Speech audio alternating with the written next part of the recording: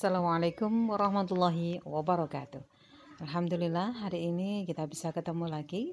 Kita akan tetap belajar fikih untuk kelas 7 tingkat MTS. Baik, kita masih pada bab pertama tentang toharoh atau bersuci.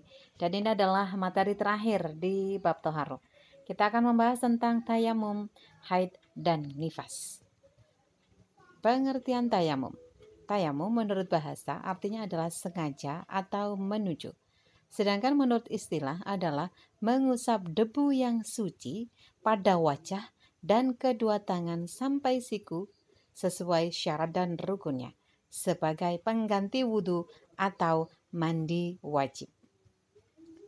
Syarat tayamum ada 4. Jadi seseorang boleh melakukan tayamum sebagai pengganti wudhu ataupun mandi besar apabila 1.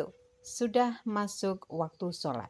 Sehingga ketika seseorang akan melaksanakan sholat duhur misalnya, karena tidak ada air, maka dia melakukan tayamum, maka tayamum akan dilakukan atau boleh dilakukan ketika sudah masuk waktu sholat duhur.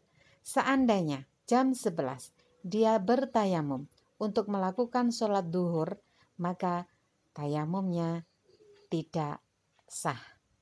Sehingga pada waktu akan melaksanakan sholat duhur harus tayamum lagi. Yang kedua, sulit mendapatkan air. Yang ketiga, ada udzur atau sedang bepergian. Misalnya dalam perjalanan, dalam berkendara yang tidak bisa berhenti untuk mengambil air wudhu, maka boleh dengan bertayamum. Dan yang terakhir adalah memakai debu yang suci.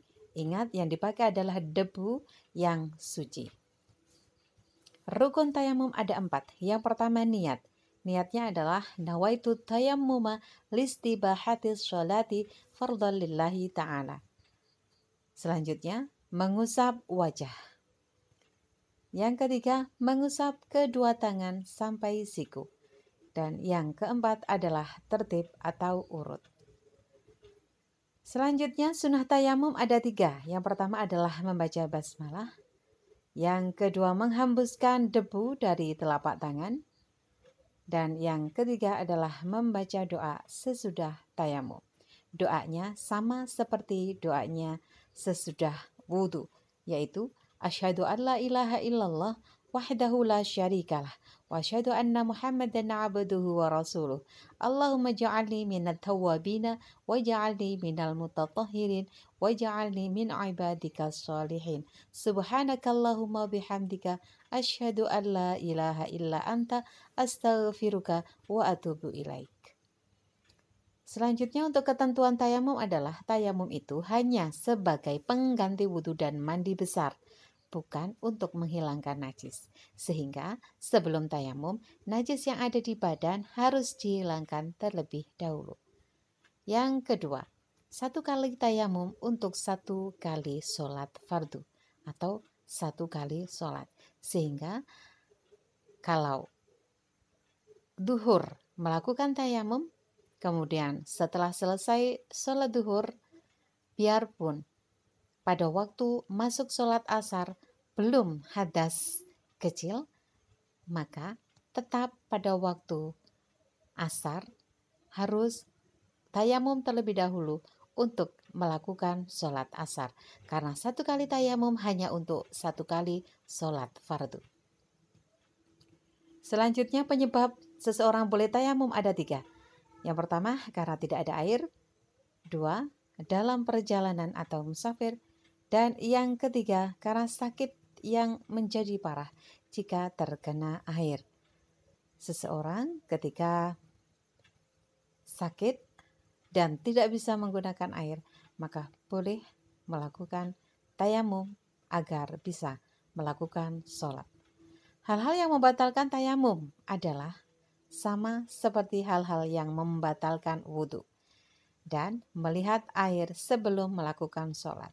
Contoh, pada waktu duhur, karena tidak ada air, kemudian seseorang melakukan tayamum. Nah, setelah selesai tayamum, orang tersebut akan sholat duhur. Ternyata ada pemberitahuan atau ada info bahwa ada air atau mendadak turun hujan. Maka secara otomatis tayamum orang tersebut menjadi batal karena ada air sebelum melakukan sholat. Sehingga orang tersebut ketika akan sholat duhur harus dengan berwudu. Selanjutnya kita akan membahas tentang haid. Apakah haid itu? Haid ialah darah yang keluar dari kemaluan wanita dalam keadaan sehat. Nah, usia pertama kali haid yaitu 9 tahun, dilihat dari tahun Hijriyah atau Komariah. Sehingga kalau tahun Masehi maka 9 tahun kurang beberapa hari atau kurang 10 hari atau kurang beberapa hari. Jika seorang anak perempuan pada usia tersebut mengeluarkan darah, maka darah tersebut disebut dengan darah haid. Masa haid, minimal masa haid adalah 1 hari 1 malam. Sedangkan kebiasaan haid umumnya perempuan yang haid itu 7 hari 7 malam. Sedangkan maksimal haid adalah 15 hari 15 malam. Jarak suci antara haid yang satu dengan haid yang kedua adalah 15 hari. Contoh kasus.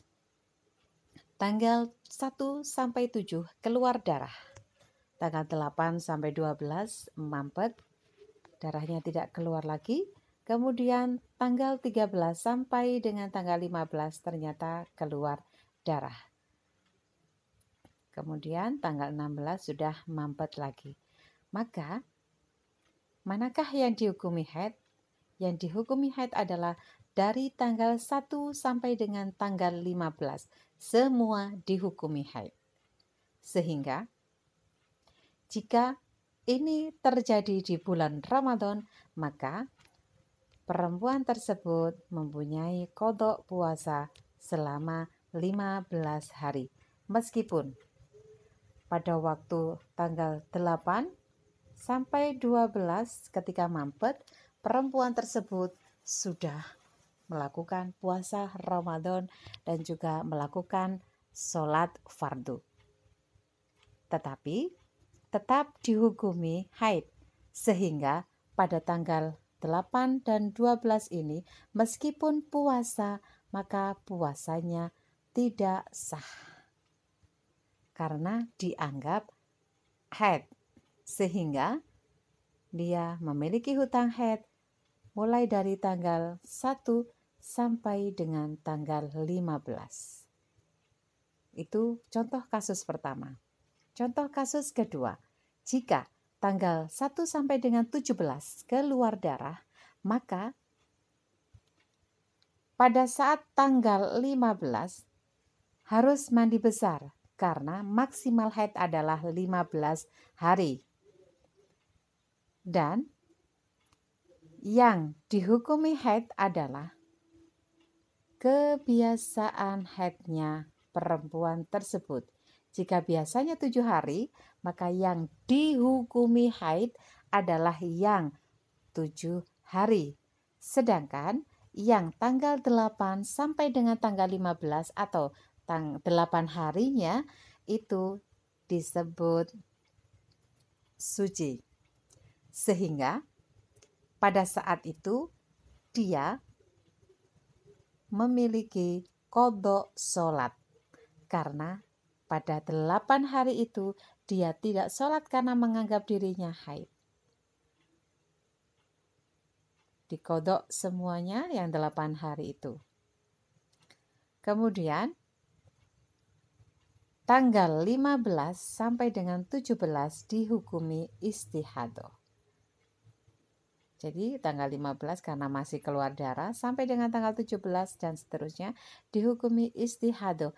Artinya perempuan tersebut wajib sholat dan wajib puasa Ramadan jika keluar darah tersebut terjadi di bulan Ramadan. Dan terakhir yang kelima, jika bulan Ramadan maka qadha puasanya selama 15 hari. Selanjutnya darah istihadah. Darah istihadah adalah darah yang keluar pada hari-hari selain haid dan nifas. atau biasa disebut dengan darah penyakit. Selanjutnya kita membahas nifas. Nifas adalah darah yang keluar dari kemaluan wanita setelah melahirkan. Masa nifas, minimal nifas itu adalah setetes. Sedangkan kebiasaan nifas adalah 40 hari, 40 malam. Sedangkan maksimal haid adalah 60 hari, 60 malam. Demikian, semoga bermanfaat. Saya selalu berdoa kepada Allah Subhanahu wa Ta'ala agar kalian semua dimudahkan dalam belajar fikih dan mempraktekannya dalam kehidupan sehari-hari, serta dimudahkan dalam mempelajari ilmu-ilmu yang lain. Teriring doa Allahumma faqihna biddin wa alimna bitta'wil.